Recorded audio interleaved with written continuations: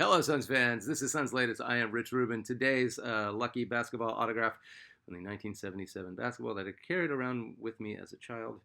As I was looking for it, I saw it earlier. Yes, it's the guy who the Suns traded for when they traded Connie Hawkins to the Lakers. Keith Erickson. Remember him? Excellent defensive player, very integral part of the Suns' championship run in the mid 70s. I will never get over the fact that we lost that series. All right, lots to get to today. Rumors that sometime starting center Nick Richards won't be on the team. Once the regular season starts, Suns will for sure make Nick available as part of any trade package.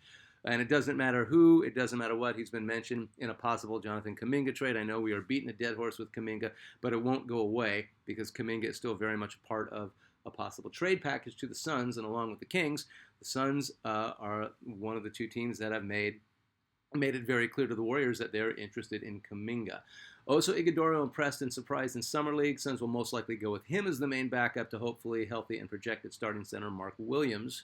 If Williams is not available, which is an absolute possibility, we're going to get to that, then the Suns keep Richards, and he and Iguodala play center by committee, which is not ideal, but it does lead us to what's going on next with the Suns. And this has to do with the two centers kind of in the eye of the storm. Mark Williams, projected starting center, and Nick Richards, projected backup. So the biggest mystery and concern for everyone who loves the Suns, and that's the team, that's the coaches, that's the front office, but most importantly, that's us, Suns fans.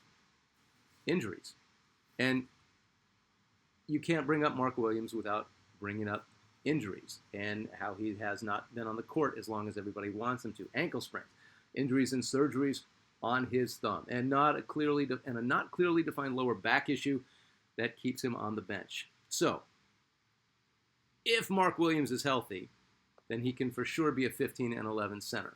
If Mark Williams is healthy, the Lakers last year trade for him. If Mark Williams is healthy, he's a double-double guy for the Hornets. If Mark Williams is healthy, 15 and 11 for the Suns.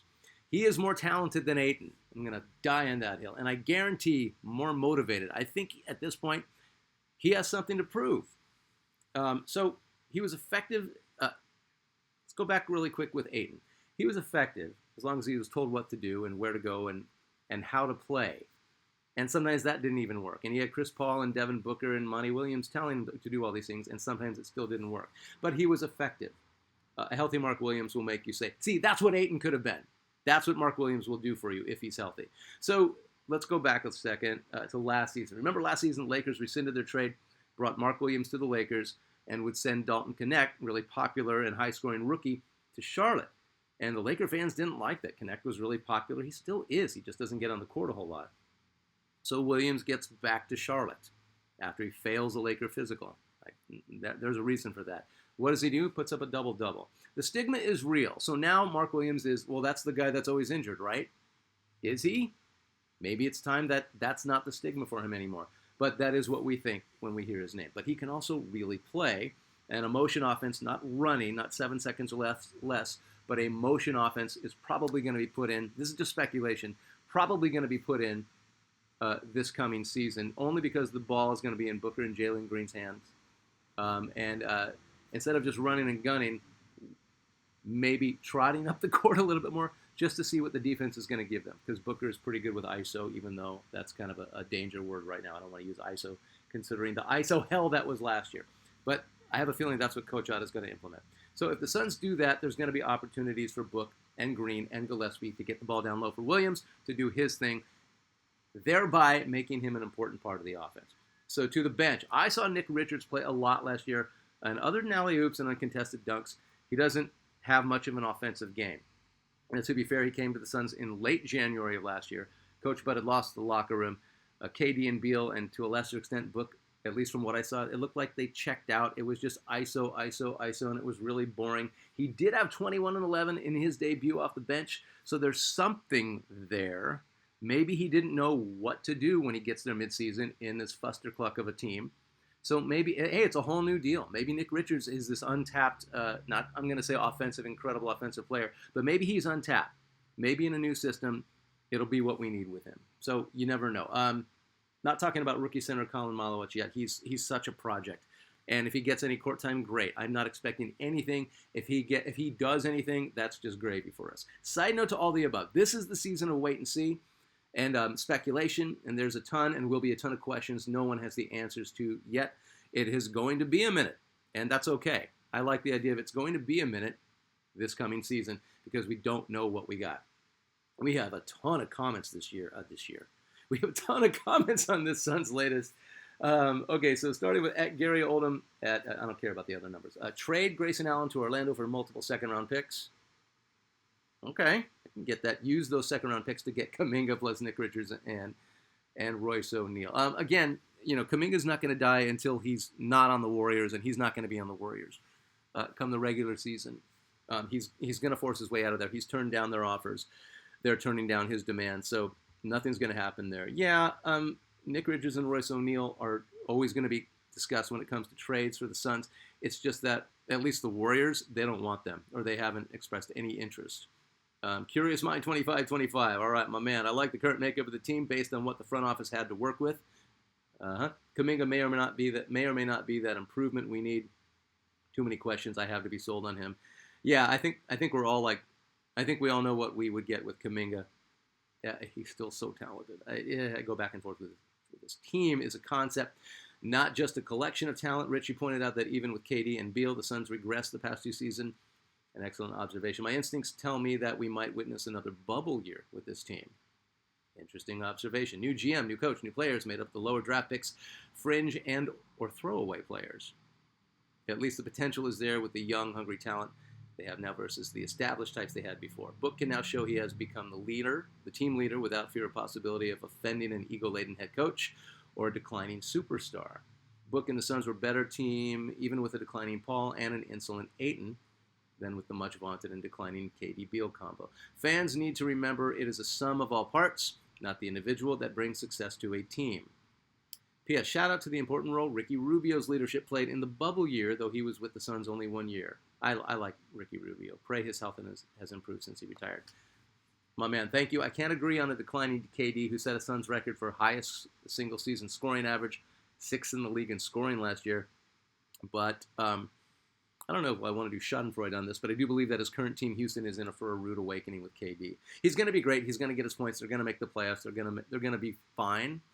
But as great as he is, he's proven to not be a leader or the leader that you think he's supposed to be. And he was so effective in Golden State because Steph and Draymond were the leaders of that team, and KD just had to sit there and wait for the double teams and the other guys.